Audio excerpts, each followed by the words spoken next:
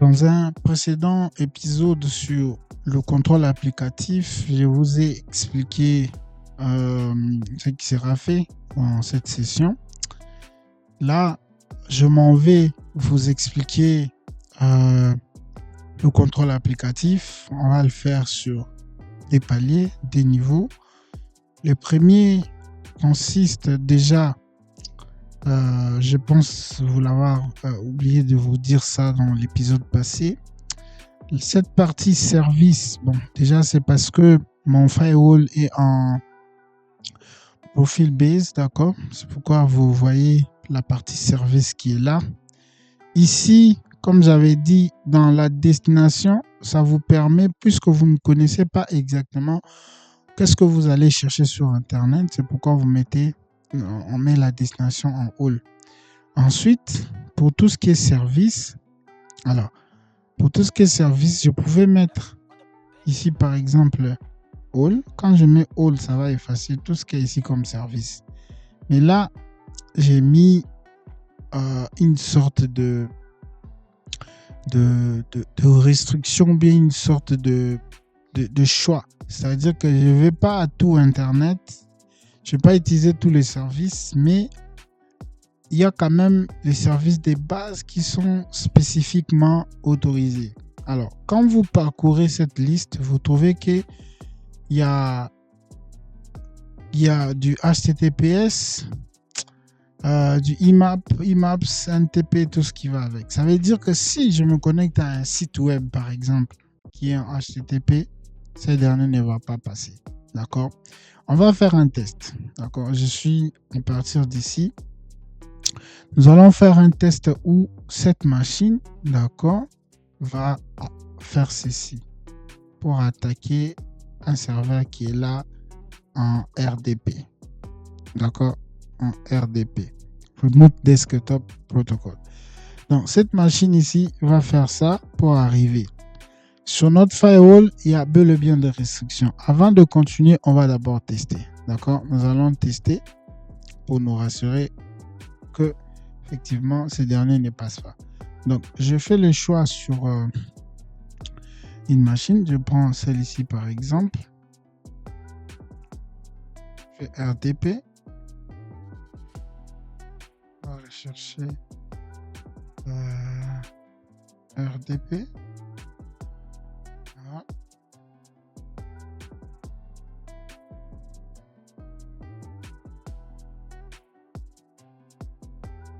Du bureau.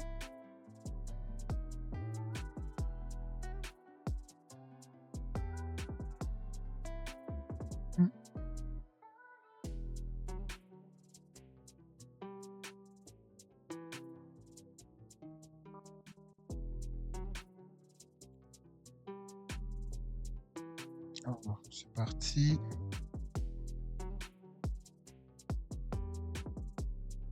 Ok, comme on n'arrive pas à les chercher, on va faire MSTSC comme ça. Voilà, on a lancé. Alors, ça, on lance le bureau distant. On s'imagine qu'il y a un serveur ici. D'accord? Il y a un serveur qui est là. Et on va faire le RDP sur ces derniers. D'accord? Avant ça, on va s'assurer que le serveur effectivement est fonctionnel. Depuis ici, je vais faire je fais par exemple un telnet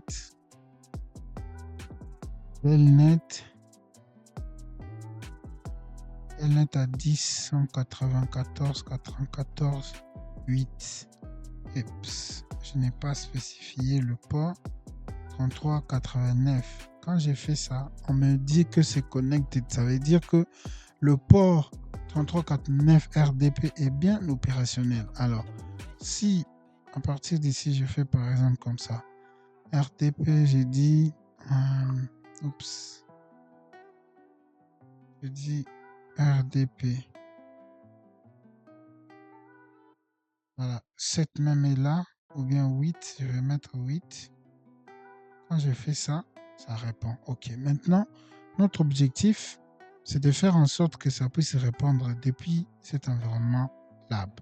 Alors, 10.194.94.8. Quand je valide, Initiating Remote Connection, et là, ça ne passe pas. D'accord? Ça, c'est aussi un contrôle applicatif. Ça veut dire ceci. Dans votre réseau, les utilisateurs en interne ne peuvent pas se connecter, par exemple, aux serveurs en remote qui sont en dehors du réseau. Parce que le trafic est sortant. C'est bon? Le trafic est sortant. Le trafic quitte là, ça fait comme ça arrive là et puis ça sort. Dans votre réseau, les gens ne peuvent pas faire par exemple des bureaux distants, contacter des serveurs qui sont à l'extérieur du réseau par des protocoles qui sont, on va dire, en clair. Parce que le RDP publiquement doit être contrôlé. Vous voyez? Donc, ou encore du SSH ou du Telnet depuis les réseaux internes vers l'externe. Alors, comme vous l'avez remarqué, là, ça ne passe pas. Pourtant, nous avons fait un test à partir d'ici et on est en mesure de confirmer que bel et bien les serveurs répondent. D'accord? Deuxième chose, est-ce que ça va marcher ici? Telnet 10.194.94.8 33.89. J'ai fait un Telnet. Bon, déjà, il ne connaît pas ça. C'est normal. Et si j'ai fait ceci, est-ce que je ne pense pas, mais j'essaie quand même. 33.89. Bon, voilà. Ça ne open pas aussi. D'accord. Par contre, ici, on a bien vu que c'était opérationnel. Alors, on rentre sur le Forti. Et bien évidemment, c'est parce que dans notre contrôle applicatif, il y a bel et bien des restrictions. Vous voyez. Donc, si on vient sur la politique qui est là, qui autorise, ça veut dire on vient du LAN vers le WAN, parce que notre serveur n'est pas dans le LAN. Les serveurs qu'on souhaite joindre n'est pas dans notre LAN. On doit sortir du WAN pour aller le contacter. Alors ici, déjà, vous trouverez qu'il n'y a pas du RDP. D'accord? On va déjà faire ceci pour ajouter RDP. Voilà. J'ajoute le Remote Desktop Protocol.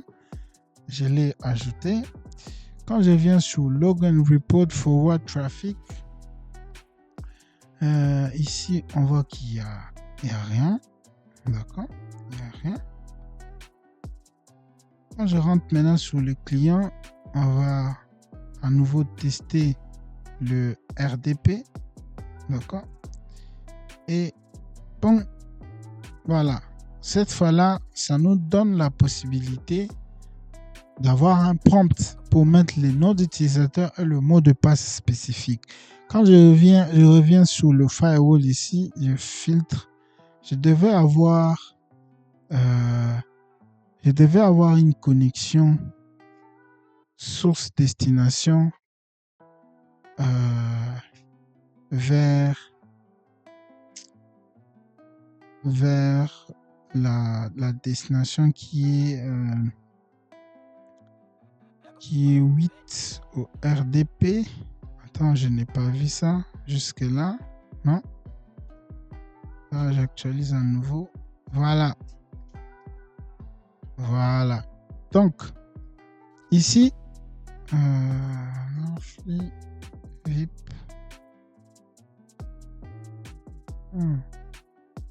Source, destination. Non.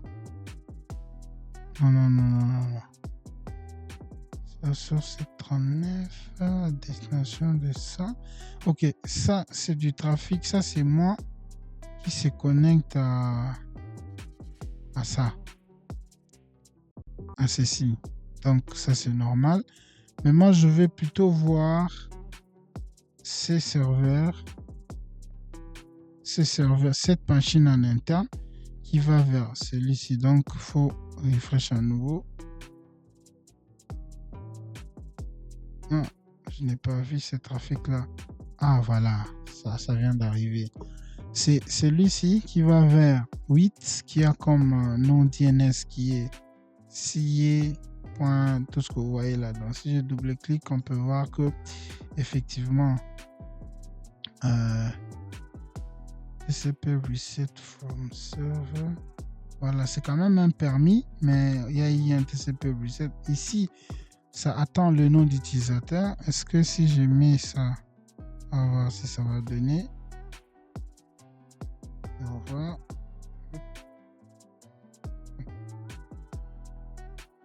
Voilà, securing remote. C'est en train de venir.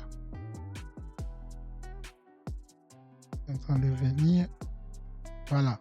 C'est déjà pour prouver que effectivement, sur le plan contrôle applicatif, on arrive à sortir de notre réseau pour aller contacter des applications qui sont à l'extérieur de notre réseau.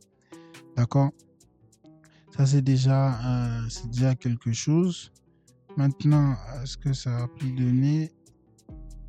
Non, pas encore. Ça prend du temps, mais ce qui est intéressant dans ces tests, c'est le fait simplement de...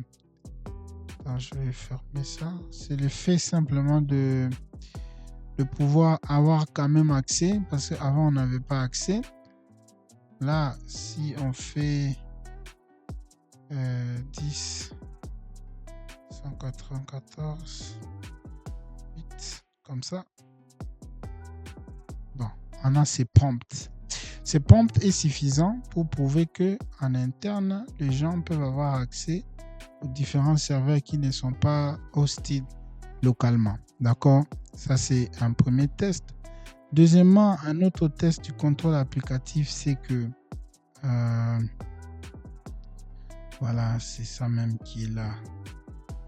Un autre test à faire, c'est de tester un telnet. On avait déjà testé, ça n'avait pas marché. On va rentrer sur le pôle ici. Là, on va... ici, nous allons ajouter un telnet. D'accord? Telnet.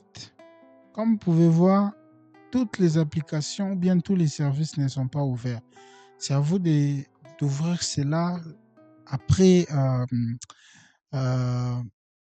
une, on va dire, concertation, une attente en interne, c'est-à-dire qu'une demande valide en interne, mais après, quand vous ouvrez le telnet, vous devez ajouter d'autres mesures de sécurité pour protéger, parce que c'est un service qui n'est pas sécurisé. Donc là, j'ai ouvert le telnet. En fait, ici, ça veut simplement dire qu'en interne, si les utilisateurs veulent aller dehors en utilisant telnet, ça doit fonctionner. Donc, quand je rentre sur les clients, on va faire un restart. Voilà. J'ai fait un nouveau restart session. Bon, ici c'est normal. On va essayer de se connecter. Par contre, si on avait par exemple MOBA, bien qu'on avait les services Telnet sur notre Windows, on pouvait tester à partir d'ici. Donc rapidement, on peut soit tester cela ou bien on va venir le faire sur l'autre. Voilà. Comme on a un Linux ici, Telnet 3389. J'enlève le ping. Je vais mettre Telnet. On ne trouve pas la commande, bon, c'est normal. C'est un Linux léger. Peut-être je dois faire apt install net tools. Voilà. Non, ça ne peut pas marcher. C'est un Linux léger, c'est normal. Sinon, voici la première partie du contrôle applicatif sur FortiGate qui consiste à gérer qu'est-ce qui doit entrer, qu'est-ce qui doit sortir de votre réseau. Je vous retrouve au prochain épisode sur lequel nous allons bloquer ou encore faire du contrôle applicatif sur des applications comme le WhatsApp, le le